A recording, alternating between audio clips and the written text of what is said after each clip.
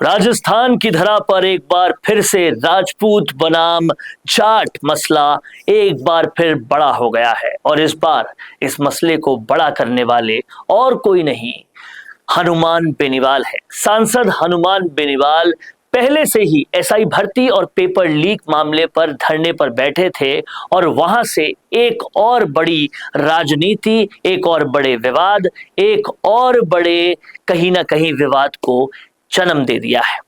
हनुमान बेनीवाल ने लोगों से बात करते हुए स्पष्ट तौर पर एक बात कही।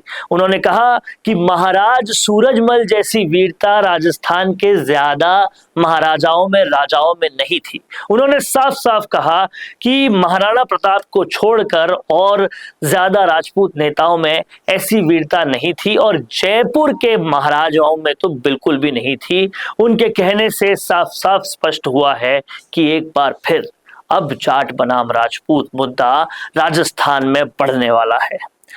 ये टिप्पणी उन्होंने आगे भी की जो कि हम शब्दों में नहीं बयां कर सकते, लेकिन साफ हुआ इससे कि राजपूत वर्ग अब इससे बेहद गुस्से में है और ये गुस्सा दिखा दिया है करणी सेना ने। करणी सेना के अध्यक्ष ने भी साफ साफ ये बातें कही कि अब ये सहन नहीं किया जाएगा और इस पर बड़ा आंदोलन होगा। सबसे पहले आपको सुनाते हैं क्या कहा हनुमान बेनीवाल ने और उसके बाद क्या बोले करणी सेना अध्यक्ष।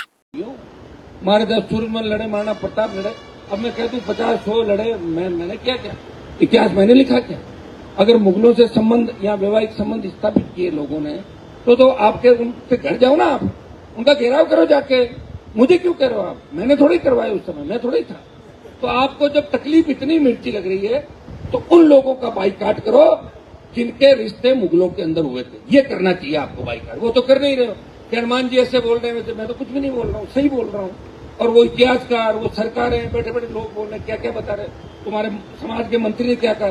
फूफा बता दिया औरंगजेब को, बताया कि नहीं बताया? तो क्या कर लिया तुम लोगों ने? फालतू की बात क्यों कर रहे हो? गलत बात मत करो। ऐसा ही भर्ती के जय छात्र धर्म वीर भोग्या वसुंधरा धर्मो रक्षति रक्षिता। हमारे पूर्वजों एवं छत्राणियों पर एक बार फिर अभद्र टिप्पणी की गई है और वो भी जननायक द्वारा, राजस्थान के सांसद हनुमान बेनीवाल द्वारा यह अभद्र टिप्पणी की गई है। शीघ्र ही घोषणा की जाएगी इसे मुंह तोड़ जवाब देने की।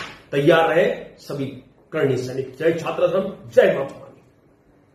अब इससे साफ हो गया है कि राजस्थान की राजनीति में एक बार फिर जाट बनाम राजपूत मसले पर बड़ा आंदोलन देखने को मिल सकता है। इससे पहले विधानसभा में हरीश चौधरी ने भी एक बार जाट बनाम राजपूत करने के लिए एक विवादास्पद बयान दिया था और उससे पहले बाड़मेर की राजनीति में किस तरह से हमने जाट बनाम राजपूत देखा था वो हम सबको पता है, जब उमेदराम बेनीवाल के सामने रविंद्र सिंह भाटिया गए थे। हालांकि वो विवाद इतना बड़ा नहीं हुआ था और वो विवाद में कुछ भी अभद्र टिप्पणी नहीं हुई थी, लेकिन अब इस विवाद में काफी कुछ देखने को मिल सकता है।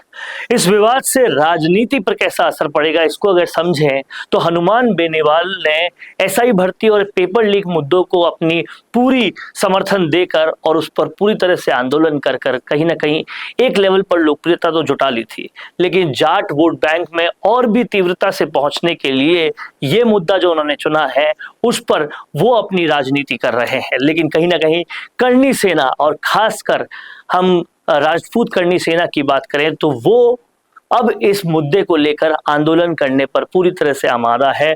इससे साफ है कि राजस्थान में एक बार फिर जातिवाद का जहर देखने को मिलेगा और ये जो जहर है वो कहीं ना कहीं दोनों पक्षों की राजनीति को चमका रहा है। लेकिन सवाल ये है कि जनता इस बात को समझती है या नहीं। आपका क्या कहना है इस मामले पर कमेंट बॉक्स में जरूर लिखिए। देखते रहिए संवाद, क्योंकि संवाद ये है भारत का, भारत के लिए। नमस्कार।